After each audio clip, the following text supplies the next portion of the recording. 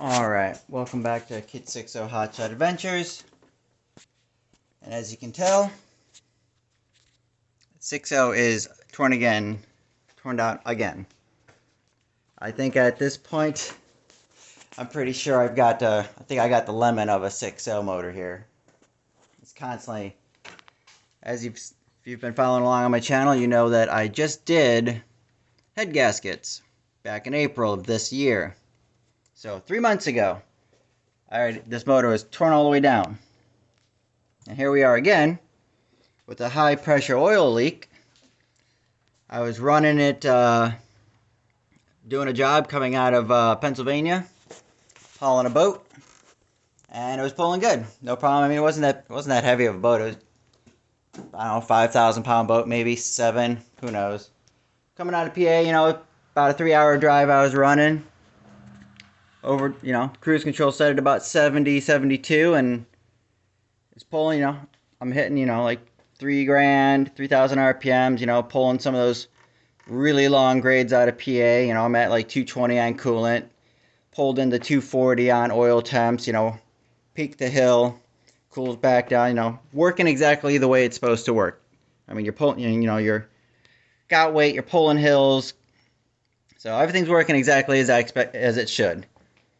And then next thing I know, I jump off on my exit and come to the toll booth, shuts off. Dead. I'm like, great, here we go again. Been running perfectly for three months straight, perfect. Finally, warm and fuzzy feeling about it. And it's been this way now for about 2 weeks. Going through it, checking everything. Checking, make sure I have replaced the ICP sensor. Made no difference. Pulled the IPR. Had a couple, the O-rings were tore. Okay, replaced the O-rings, put it back in. Still, no start. Cranking it, changed the oil. Yeah, at one point, probably prior to that, after I got it home, after it broke down, changed the oil. Started up, ran fine, but it still had a gremlin. It wasn't running right. So did another job with it after I changed the oil. Well, it had its gremlin, and basically, it died on me. I basically was idling, put it in drive, turned the wheel, and it just killed. It died. Like, it was too much strain on the motor, and it wasn't compensating for that load of basically in drive and turning the wheel, and it stalled. Fired back up after a long crank. So I was very conscious the rest of the trip. Got back towards my shop, swapped it out with the Duramax, finished the job. So tore it down, going through it, checked the ICP, replaced it, made no difference. Checked the IPR, had a couple, like I said, a couple torn O-rings, replaced them, put it back in, still no start. Checked that I had my low pressure oil pump was working properly. Pulled the oil filter, made sure it filled properly, made sure that was working properly. I'm like, okay, I got low pressure oil pump. As far as I know, I didn't pull the oil pressure sender there, so I didn't actually put like a sensor, a gauge on it, a manual gauge to see what my pressure was off the low pressure oil pump, but right up to that point, it was running fine. I did try to get the 12 millimeter hex out of the low pressure oil pump to check the valve, but it's in there tight, and at this point I was kind of getting concerned I was going to crack the housing for the pressure I was putting on it. Anyway, checked everything I could check. Everything was leading down to a high pressure oil leak. And it says this is an early 2003. I still have the single rail with the tubes, and I got the one standpipe, screw-in standpipe. And I remembered, like, shoot, when I did the heads last, I don't know if I put it in my video when I rebuilt it, I reused the tubes and reused the O-rings, so I'm like, great. So I probably got a leak at the standpipe, but I'm like, wait. It ran flawless for 3 months, so I'm like, there's no way.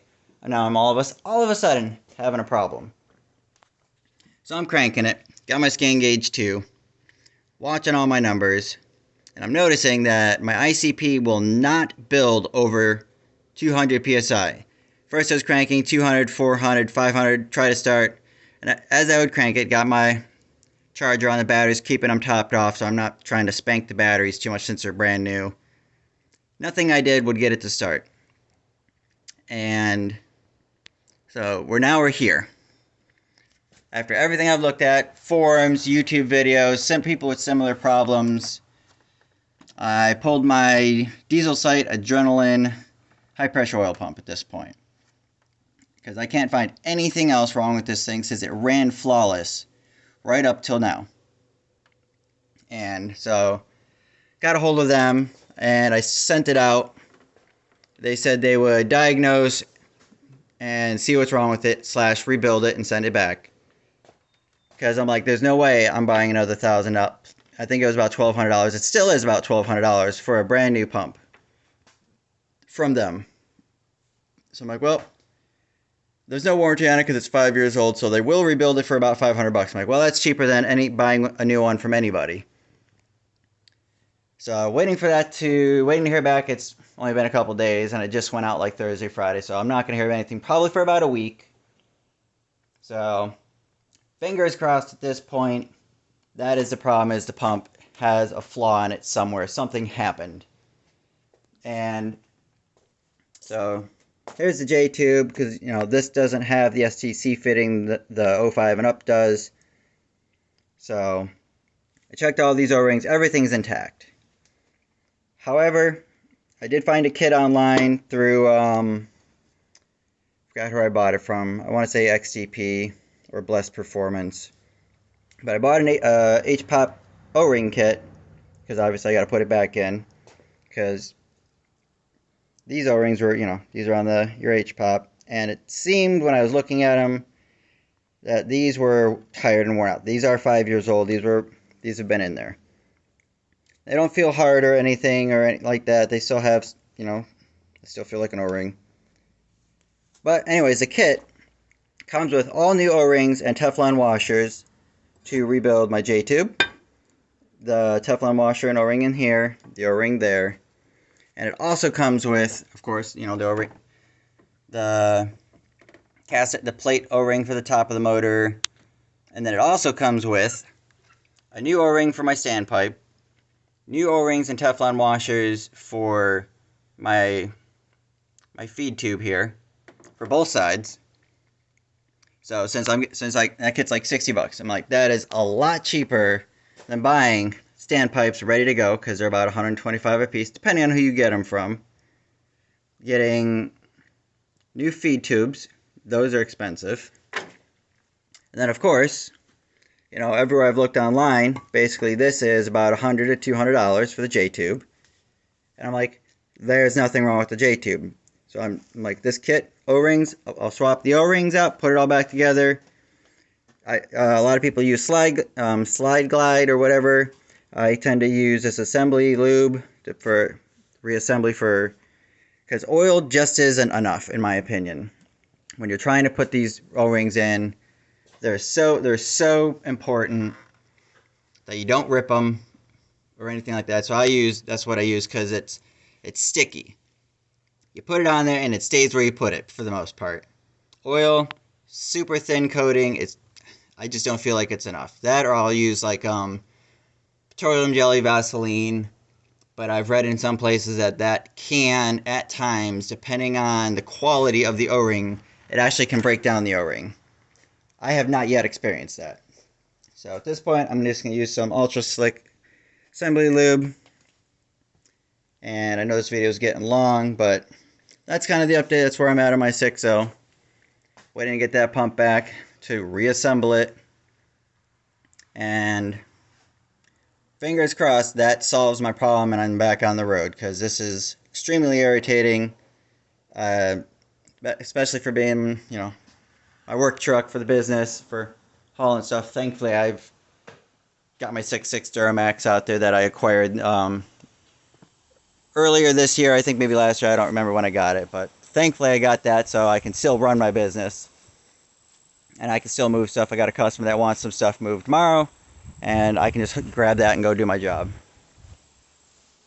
So, talked to my brother about it, and we're basically at the point with this 6.0, because I got, like anybody with a 6.0, we've got tons and tons of money invested in them at this point, everyone does.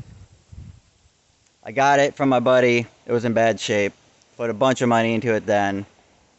And already this year, already in, the money for head gaskets and getting the heads machined. And 3 months later, here we are again, basically spending another probably $1,000 between shipping and costs and getting the pump rebuilt and the seal kit and fluids. So I'm probably going to be another $1,000 into this again. So at this point, this truck keeps me like in the black at this point. I'm not. Every time I seem to get into the profits, things are going really well. Something on this happens, and it totally sets me back. And I'm still basically a new business, so I don't have a whole lot of income coming in with it yet. So thankfully, I still have a day job. But yeah, it's been decided that once this is on the road, it's getting traded in or sold. We're done. We're gonna go either for another Duramax, because that thing is a retired tow truck. It's got 200,000 miles on it. It had an underreach and everything. It had a rough life for where it came from. It was for a tow company. It was bought from an auction before that. So that truck's been through the ringer, and still it's running just fine. Every time I need it, it starts and it runs. Versus every time I need this thing to knock it out of the park and make me money, it sits again. Broke something else. So I'm done. Get it on the road. We're going to trade it or sell it, and I'm going for either Duramax or Cummins at this point, because I can't keep doing this. Can't keep spending weeks and hours of time fixing it constantly. It's not good for business. It's not good for my bank account either. But I want to give you guys an update on the 6.0. So this is more of a vlog and a rant about the life of owning a 6-liter. Thanks for tuning in. Catch you later.